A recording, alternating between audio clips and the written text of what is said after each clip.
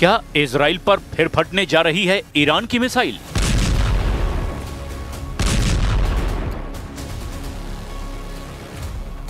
क्या तेल अवीव और हाइफा में फिर इसी तरह होगा हमला? क्या ईरान की मिसाइलों के आगे फिर ढह जाएगा इजराइल का डिफेंस सिस्टम? इजराइल पर ईरान के हमले को लेकर बड़ी चेतावनी जारी हुई है।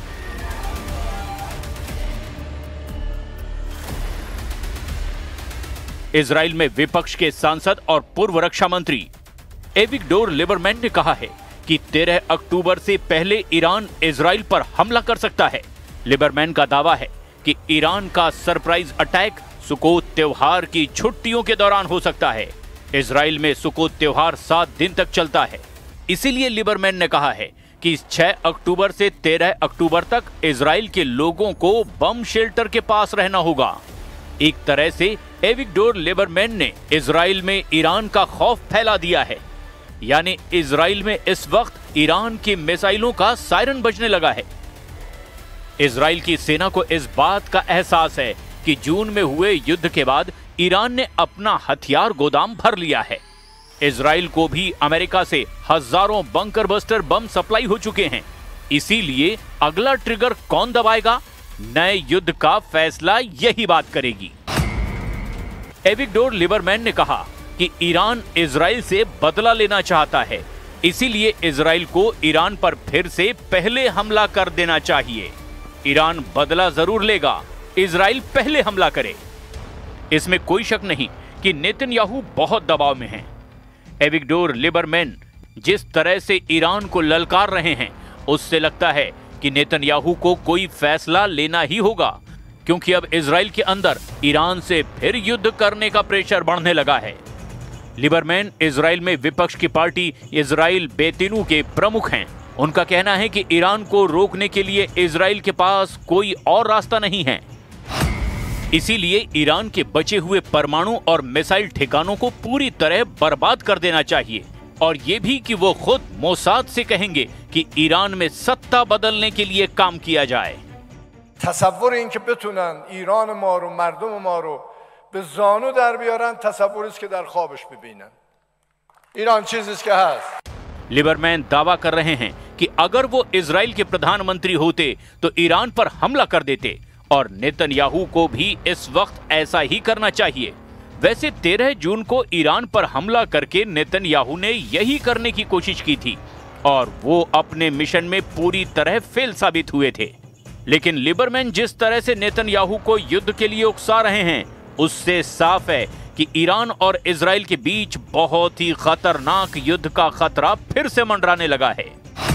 एविगडोर लिबरमैन 2001 से इजराइल की सरकारों में मंत्री रहे हैं। 2006 में वो पहली बार उप प्रधानमंत्री बने। 2009 में वो पहली बार विदेश मंत्री बने।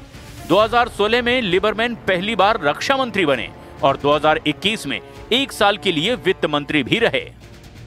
लेकिन अभी इजराइल में लिबरमैन विपक्ष में हैं, यानी नेतन्याहू के विरोधी हैं। लेकिन अब उनकी बातों में ईरान को लेकर जो वार्निंग है, वो बार बार बता रही है कि इजराइल और ईरान के बीच युद्ध अभी खत्म नहीं हुआ है। गाजा में जब आग बुझाने की कोशिश हो रही है, लगता है इजराइल अब ईरान में फिर आग लगा सकता है। इजराइल के पूर्व रक्षा मंत्री एविगडोर लिबरमैन कह चुके हैं कि जख्मी शेर को छोड़ना नहीं चाहिए, ईरान से फिर युद्ध होगा। यानी इजराइल ये मानता है कि ईरान एक जख्मी शेर है, और उसके लिए बहुत बड़ा खतरा भी। ऐसा इसीलिए भी क्योंकि 22 जून को ईरान के 3 परमाणु अड्डों पर अमेरिका और इजराइल की जो ज्वाइंट स्ट्राइक हुई, वो पूरी तरह नाकाम साबित हुई। ये बात सबसे पहले रूस ने बताई थी, और अब इजराइल भी मानता है कि 400 किलो संवर्धित यूरेनियम ईरान ने बचा लिया है, और उसका दावा है कि इसी यूरेनियम से वो एटम बम बनाने की तैयारी कर सकता है। We must not allow Iran to rebuild its military nuclear capacities. Iran's stockpiles of enriched uranium, these stockpiles must be eliminated. And tomorrow, UN Security Council sanctions on Iran must be snapped back.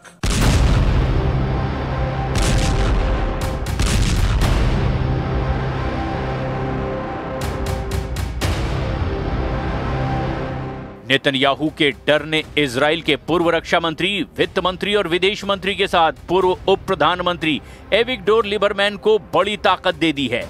अब वो भी Iran की मिसाइलों का बड़ा खौफ दिखा रहे हैं।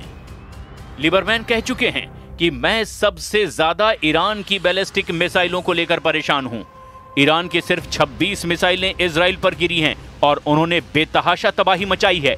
ईरान अब भी बड़े हमले की तैयारी कर रहा है क्योंकि उसके पास हजारों मिसाइल हैं। क्या होता अगर इजराइल पर सिर्फ 26 नहीं बल्कि 260 मिसाइल गिरती? कितनी तबाही होती।